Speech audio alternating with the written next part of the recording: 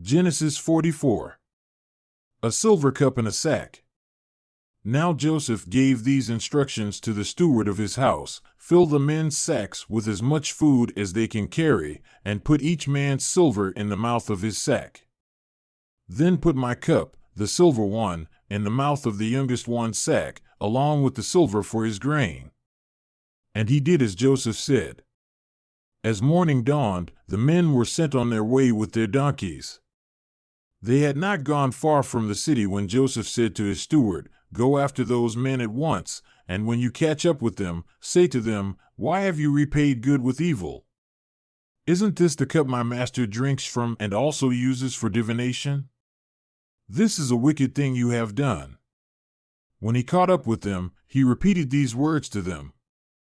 But they said to him, "Why does my lord say such things? Far be it from your servants to do anything like that. We even brought back to you from the land of Canaan the silver we found inside the mouths of our sacks. So why would we steal silver or gold from your master's house? If any of your servants is found to have it, he will die, and the rest of us will become my lord's slaves." "Very well, then," he said, "let it be as you say. Whoever is found to have it will become my slave, the rest of you will be free from blame." Each of them quickly lowered his sack to the ground and opened it. Then the steward proceeded to search, beginning with the oldest and ending with the youngest.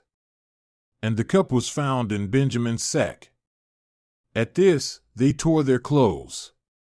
Then they all loaded their donkeys and returned to the city. Joseph was still in the house when Judah and his brothers came in, and they threw themselves to the ground before him. Joseph said to them, "What is this you have done? Don't you know that a man like me can find things out by divination? What can we say to my lord?" Judah replied, "What can we say? How can we prove our innocence? God has uncovered your servant's guilt. We are now my lord's slaves, we ourselves and the one who was found to have the cup." But Joseph said, "Far be it from me to do such a thing. Only the man who was found to have the cup will become my slave. The rest of you, go back to your father in peace." Then Judah went up to him and said, "Pardon your servant, my lord, let me speak a word to my lord. Do not be angry with your servant, though you are equal to Pharaoh himself. My lord asked his servants, 'Do you have a father or a brother?' And we answered, 'We have an aged father, and there is a young son born to him in his old age. His brother is dead, and he is the only one of his mother's sons left, and his father loves him. Then you said to your servants, "Bring him down to me so I can see him for myself." And we said to my lord, "The boy cannot leave his father. If he leaves him, his father will die." But you told your servants, "Unless your youngest brother comes down with you, you will not see my face again." When we went back to your servant my father, we told him what my lord had said. Then our father said, "Go back and buy a little more food."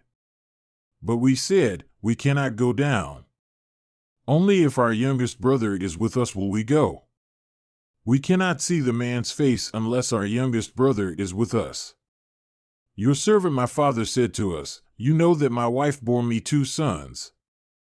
One of them went away from me, and I said, 'He has surely been torn to pieces.' And I have not seen him since. If you take this one from me too and harm comes to him, you will bring my gray head down to the grave in misery. So now, if the boy is not with us when I go back to your servant my father, and if my father, whose life is closely bound up with the boy's life, sees that the boy isn't there, he will die.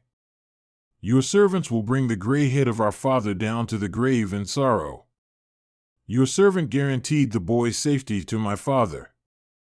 I said, "If I do not bring him back to you, I will bear the blame before you, my father, all my life. Now then, please let your servant remain here as my lord's slave in place of the boy, and let the boy return with his brothers. How can I go back to my father if the boy is not with me? No. Do not let me see the misery that would come on my father."